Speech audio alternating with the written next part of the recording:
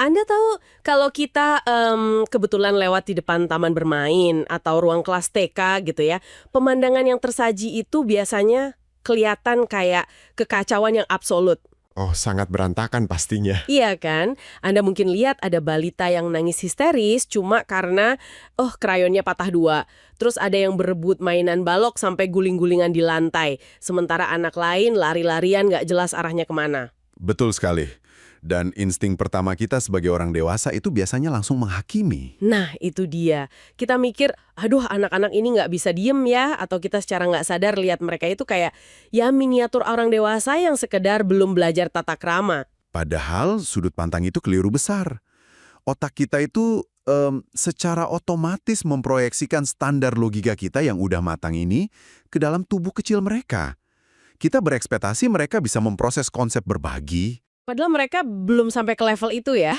Sama sekali belum. Kita harap mereka bisa nahan diri atau bersabar dengan cara yang sama persis kayak kita.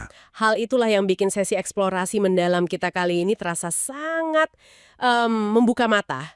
Kita mau membedah sebuah catatan yang luar biasa rinci karya Yusdi Lastutianto yang pada dasarnya mendekonstruksi habis-habisan psikologi di balik taman penitikan anak atau daycare dan TK. Dokumen ini benar-benar memutarbalikkan asumsi awal kita tadi. Betul, anak usia dini itu bukan miniatur orang dewasa. Mereka digerakkan oleh egosentrisme alamiah. Jadi kalau Anda di rumah lihat balita Anda tantrum cuma gara-gara piring makannya warna biru dan bukan merah, itu bukan karena mereka lagi memanipulasi Anda. Enggak, mereka nggak sekalkulatif itu. Iya, itu terjadi karena realitas dunia memang diinterpretasikan murni lewat struktur biologis dan sudut pandang mereka sendiri kan? Tepat. Arsitektur mental mereka itu bekerja pakai sistem operasi yang sama sekali beda dari kita. Makanya, semua hal yang terjadi di dalam daycare berkualitas, mulai dari tata letak kursinya, cara gurunya ngomong, sampai jadwal hariannya itu sama sekali bukan kebetulan. Atau cuma tradisi turun-temurun gitu ya? Bukan. Semuanya itu adalah hasil rekayasa psikologis tingkat tinggi. Oke, mari kita urai hal ini sekarang. Karena ada banyak banget rahasia di balik layar yang bakal kita bongkar. Kita akan lihat kenapa guru ngebiarin anak frustrasi pas main balok, sampai kenapa jam tidur siang ternyata jadi penentu kecerdasan mereka nanti. Menarik banget ini. Ya, jadi mari kita mulai dari fondasinya dulu. Gimana sih sebenarnya bongkahan pengetahuan itu dibangun di dalam otak kecil yang lagi berkembang pesat ini? Kita harus balik ke gagasan utama dari sebuah aliran yang namanya konstruktivisme. Inti dari aliran ini adalah membuang jauh-jauh anggapan kuno bahwa anak itu kayak bejana kosong. Kayak gelas kosong yang datang ke sekolah cuma buat dituangin air ilmu sama gurunya gitu. Nah, persis. Konstruktivisme menolak itu. Anak justru adalah arsitek bagi pengetahuannya sendiri. Jean Piaget, salah satu pionir terbesar di bidang ini, dia ngeliat balita layaknya ilmuwan kecil. Ilmuwan kecil, saya suka istilah itu. Iya, karena mereka belajar paling efektif justru pas mereka dibiarkan sendirian, bereksperimen secara fisik dengan benda mati di sekitarnya, menguji hipotesis mereka sendiri soal gimana sih dunia ini bekerja. Oh, ini menjelaskan fenomena jam bebas bermain di TK ya? Waktu anak lagi ngutak-ngatik balok kayu sendirian, mereka sebetulnya lagi lakuin eksperimen fisika. Eksperimen fisika yang sangat serius buat otak mereka. Piaget ngejelasin mekanismenya lewat adaptasi mental. Bayangin aja, ada anak nyoba numpuk balok kayu secara asal-asalan. Oke, baloknya ditumpuk asal. Otaknya kan lagi nyerap informasi nih, proses asimilasi. Tiba-tiba menara baloknya runtuh gara-gara gravitasi dan fondasi yang di bawah ternyata lebih kecil. Ah, pasti langsung kaget atau kesel tuh. Betul, kegagalan ini memicu konflik di otak anak tersebut. Ada rasa bingung, rasa nggak nyaman secara mental yang disebut disequilibrium. Mereka sadar pemahaman mereka tentang dunia ternyata salah. Terus gimana cara mereka ngilangin rasa nggak nyaman itu? Otak mereka harus merekonstruksi ulang pemahamannya atau akomodasi. Oh, balok yang besar ternyata harus ditaruh paling bawah. Dan guru dengan pendekatan Piagetian sejati bakal nahan diri banget buat nggak ikut campur. Dibiarkan aja gitu. Iya, dibiarkan si anak melalui proses mencoba dan gagal itu sendirian. Analogi yang muncul di kepala saya tuh kayak pas kita ngerakit furnitur IKEA sendirian, tanpa lihat buku petunjuk. Wah, itu akurat banget. Iya kan, kita pasang sekrupnya, kita coba tegakin mejanya, ternyata goyah. Kita ngerasa frustrasi luar biasa, kita bongkar lagi kayunya, coba kombinasi lain, dan tiba-tiba, aha, semuanya terpasang sempurna. Sensasi kepuasan dari nemuin sendiri solusinya itu nempel kuat di ingatan kita. Betul, proses itu yang bikin memorinya permanen. Tapi, mari kita bersikap realistis sebentar, membiarkan seorang balita ngerasa frustrasi sendirian sampai hampir nangis karena mainannya jatuh terus, bukankah itu terkesan buang-buang waktu dan kurang efisien? Nah, kritik Anda ini justru nganterin kita ke evolusi teori berikutnya. Lev Vygotsky, seorang psikolog revolusioner, dia ngelihat ada celah kelemahan di situ. Vygotsky sangat menentang ide kalau anak itu harus diisolasi dalam perjuangannya memahami dunia. Jadi, dia nggak setuju sama Piaget yang nyuruh anak dibiarin sendirian? Nggak sepenuhnya setuju. Bagi Vygotsky, belajar itu pada hakikatnya adalah aktivitas sosial. Vygotsky dan penerusnya, kayak Jerome Bruner, ngenalin konsep elegan yang disebut zona pembelajaran proksimal. Zona pembelajaran proksimal, apa tuh maksudnya? Itu jembatan antara apa yang anak bisa lakuin sendiri saat ini dengan apa yang bisa mereka capai kalau ada sedikit intervensi dari sosok yang lebih ahli. Dan intervensi ini yang sering diibaratkan sebagai scaffolding ya, kayak perancah bangunan yang dipakai kuli buat nyusun bata itu. Perumpamaan yang sangat tepat. Jadi, pas anak tadi mulai frustrasi karena menara baloknya runtuh terus, guru ala Vygotsky nggak akan cuma nonton dari jauh. Tapi mereka juga nggak langsung ngambil alih dan nyusun baloknya sampai selesai kan? Oh jelas nggak? Guru mungkin cuma bakal duduk di sampingnya, naruh satu balok besar di dekat tangan si anak, dan nanya dengan nada santai. Kira-kira apa yang terjadi ya kalau balok yang paling lebar ini kita taruh di lantai duluan? Ngasih petunjuk halus ya? Iya, bantuan ini dirancang sesedikit mungkin, cuma sebagai pijakan sementara dan langsung ditarik mundur pelan-pelan pas mata si anak mulai berbinar karena nyadar solusinya. Saya suka banget bayangan itu. Guru ngasih petunjuk jalan, bukan ngendong mereka sampai ke garis finish. Ada satu lagi temuan Vygotsky yang bakal ngubah cara Anda ngelihat anak-anak lagi main.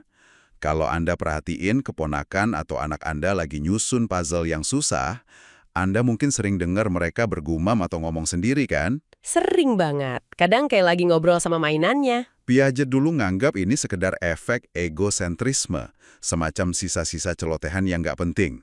Tapi Vygotsky ngebuktiin kalau private speech atau ngomong pada diri sendiri ini adalah mekanisme berpikir kritis yang paling nyata. Wow, jadi bukan asal bunyi ya? Bukan. Anak itu lagi minjem bahasa yang mereka dengar dari orang tuanya, dan maka itu buat mendikte, menenangkan, dan ngatur strategi di dalam kepalanya sendiri.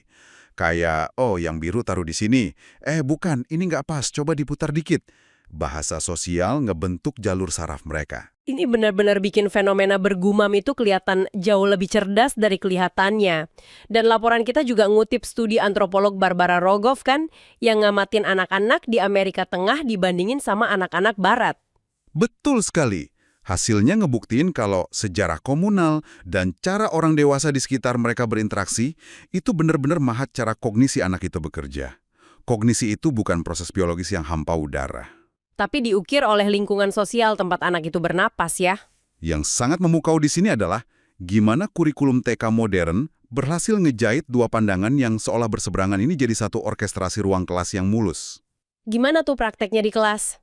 Mereka ngebiarin anak ngeksplorasi material secara mandiri di awal, ngasih ruang untuk kegagalan ala Piaget, tapi segera masuk dengan scaffolding kolaboratif ala Vygotsky, persis di detik pas anak tersebut nemuin jalan buntu yang bikin putus asa. Wah, perpaduan yang pas banget. Kita udah bahas teori-teori kognitif yang indah ini. Tapi, mari kita turun ke bumi sebentar.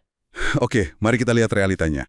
Bayangin, ada ruangan isinya 20 balita yang baru aja makan biskuit manis. Teori tentang eksplorasi mandiri bisa dengan cepat berubah jadi arena gladiator kan? Gimana para pendidik ini sebenarnya ngendaliin fisik anak-anak biar nggak saling lempar mainan? Disinilah instrumen behaviorisme jadi pedang yang pragmatis. Realitas di lapangan emang butuh kontrol yang ketat. Aliran behaviorisme dari Pavlov dan Skinner itu sama sekali nggak peduli sama apa yang terjadi di dalam batin seorang anak.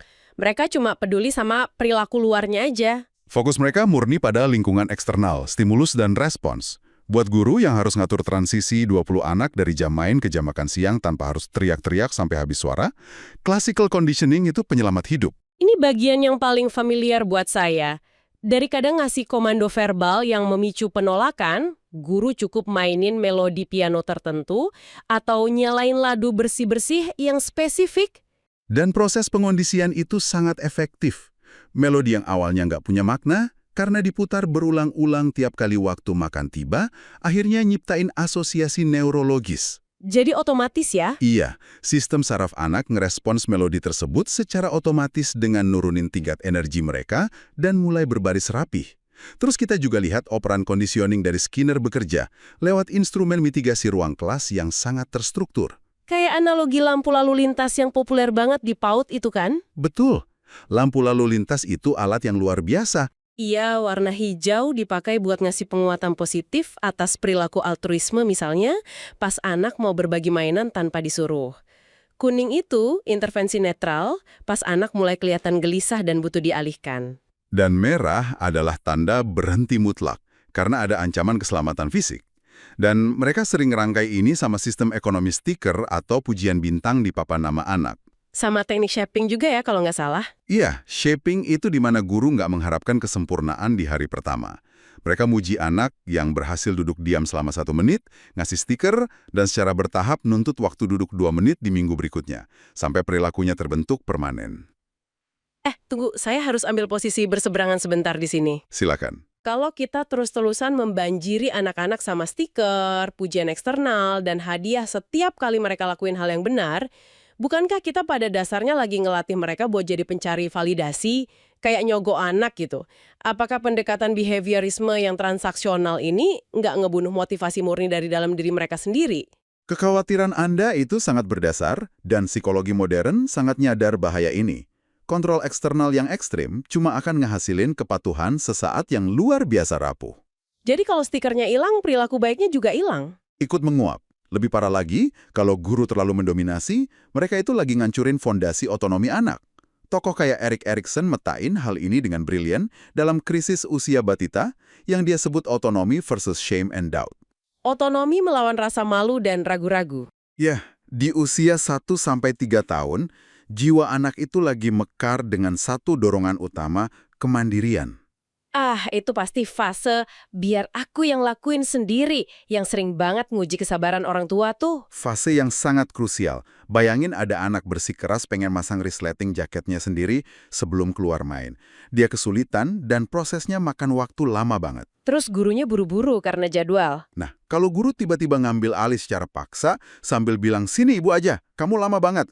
Dampaknya itu bukan sekedar anak tersebut kehilangan kesempatan belajar motorik. Terus apa dampaknya ke mentalnya? Anak itu bakal menginternalisasi rasa malu yang sangat dalam terhadap ketidakmampuan biologisnya sendiri. Ya ampun, mereka mulai percaya kalau inisiatif mereka itu adalah sebuah beban buat dunia ya. Dan keyakinan itu bakal terus terbawa.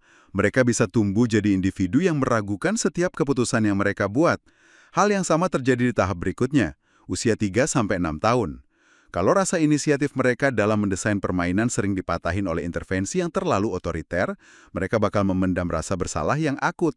Jadi kalau kita ngerampas otonominya, kita ngerusak harga dirinya. Tapi di sisi lain, kalau kita ngebiarin mereka bebas sebebas-bebasnya, mereka berpotensi nyakitin teman sekelasnya. Gimana sih para pendidik ini berjalan di atas seutas tali yang sangat tipis ini? Keseimbangan itu ditemuin dalam pendekatan humanistik yang digagas Carl Rogers lewat sebuah prinsip agung yang namanya penerimaan positif tanpa syarat atau Unconditional Positive Regard. Unconditional Positive Regard, UPR ya? Betul, UPR.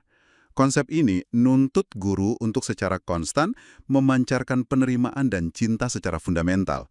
Terlepas dari apakah anak tersebut lagi jadi bintang kelas hari itu atau lagi guling-gulingan di lantai dalam amukan tantrum yang merusak. Tunggu, biar jelas buat pendengar kita ya. Penerimaan mutlak ini bukan berarti kita ngizinin kekerasan terjadi kan? UPR itu nggak sama dengan permisivisme buta dong. Oh, tentu tidak. Memvalidasi eksistensi anak nggak berarti membenarkan perilakunya yang salah. Pendidik menerjemahkan UPR ini ke dalam strategi praktis manajemen batas. Salah satunya lewat metode ACT. ACT. Boleh dijelasin langkah-langkahnya? Langkah pertama, acknowledge atau akui. Guru harus turun sejajar dengan mata anak dan memvalidasi badai emosi yang lagi melandasi anak.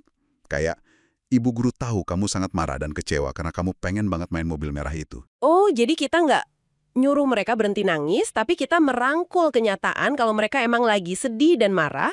Persis. Setelah anak ngerasa didengar, langkah kedua masuk, yaitu communicate the limit, atau komunikasikan batasnya dengan tegas tapi lembut. Contohnya gimana? Tapi, kita nggak boleh memukul teman atau merampas barang dari tangannya.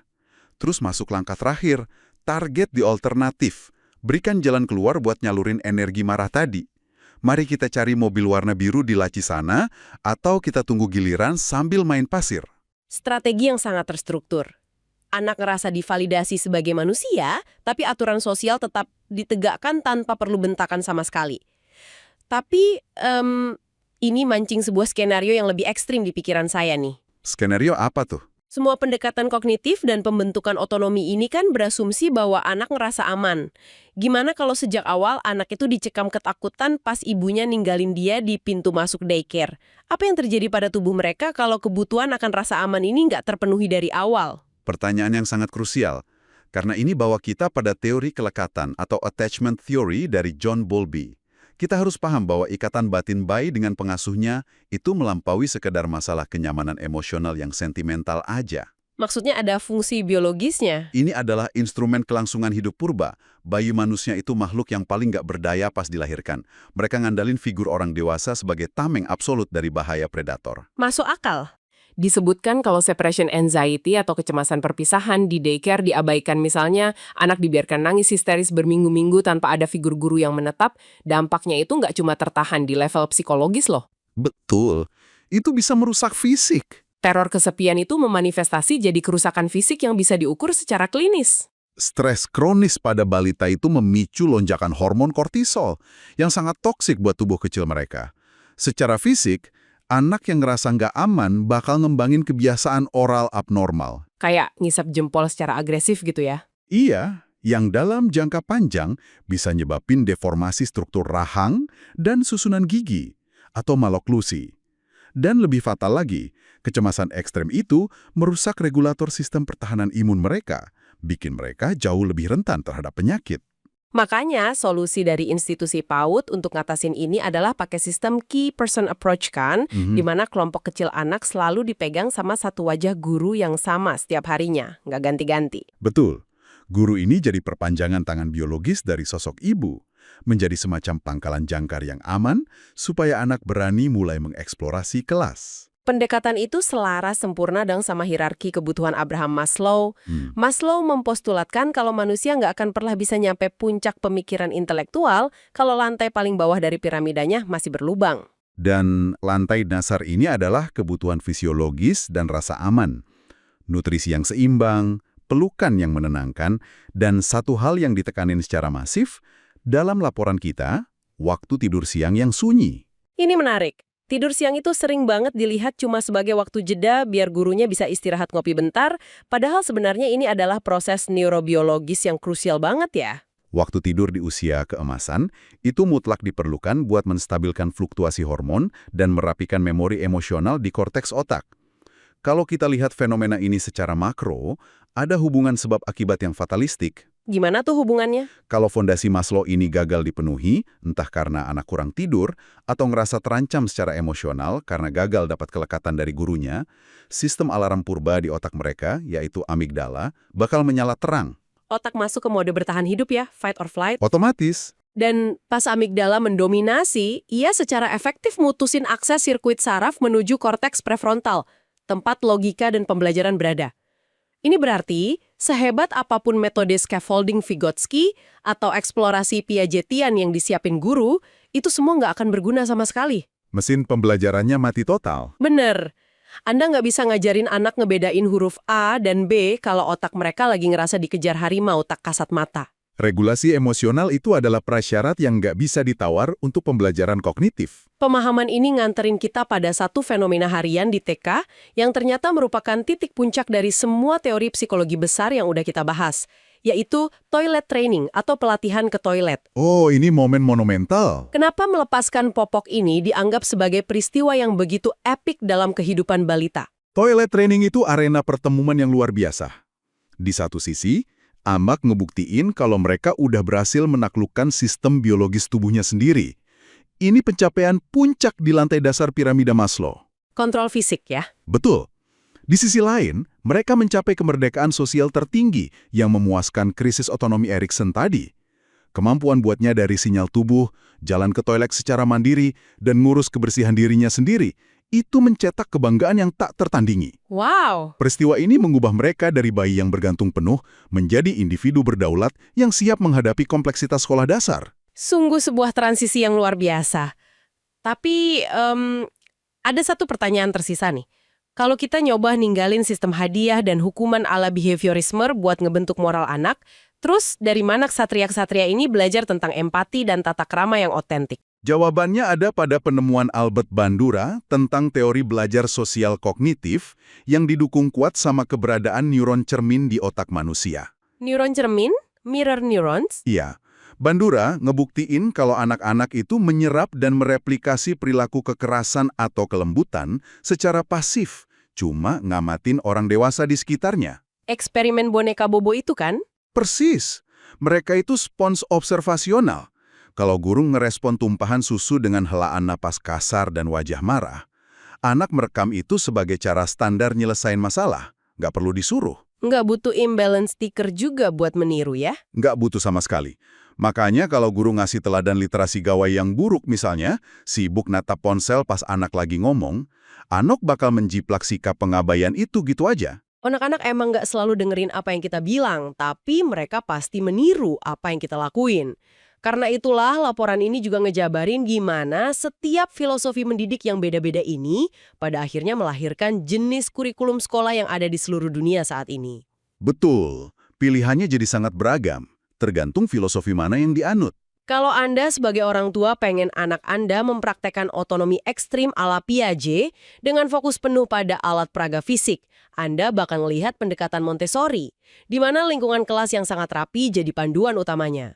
Dan kalau orang tua lebih percaya pada kekuatan kolaborasi sosial ala Vygotsky, mereka bakal sangat tertarik sama pendekatan Reggio Emilia.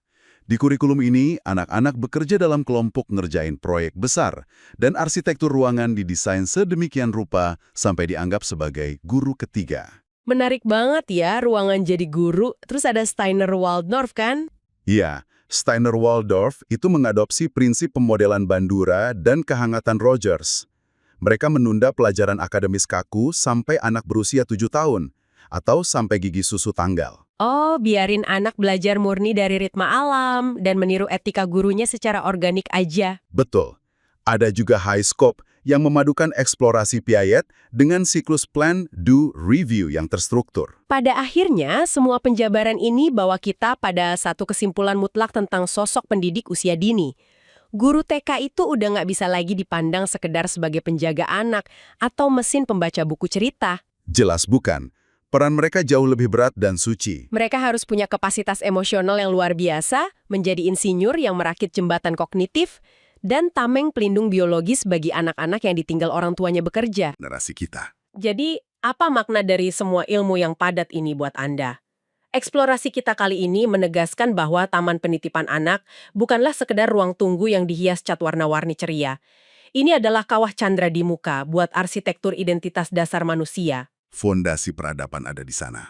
Betul, kalau ekosistem di dalamnya gagal mengorkestrasikan empati, gagal ngasih batas disiplin yang aman, dan nutrisi biologis, kita nggak sekedar ngelihat anak yang lagi nangis, kita sedang menggerus kapasitas intelektual peradaban masa depan. Konsekuensinya sangat panjang. Kalau kita menyadari betapa rapuhnya sistem saraf otak anak dan betapa krusialnya ikatan batin otentik dengan sosok manusia bernapas yang memancarkan cinta tanpa syarat, apa yang bakal terjadi di masa depan ketika peradaban kita yang terobsesi sama efisiensi ini mulai masukin robot pengasuh bersistem AI ke dalam daycare? Wah, itu pertanyaan yang bikin merinding. Iya kan? Bisakah algoritma mesin yang nggak punya denyut nadi menjadi pangkalan aman biologis bagi jiwa seorang balita yang lagi ketakutan cari sandaran? Itu adalah misteri yang sangat layak Anda renungkan hari ini. Terima kasih udah nemenin sesi eksplorasi yang luar biasa membuka wawasan ini. Sampai jumpa di penjelajahan mendalam kita berikutnya.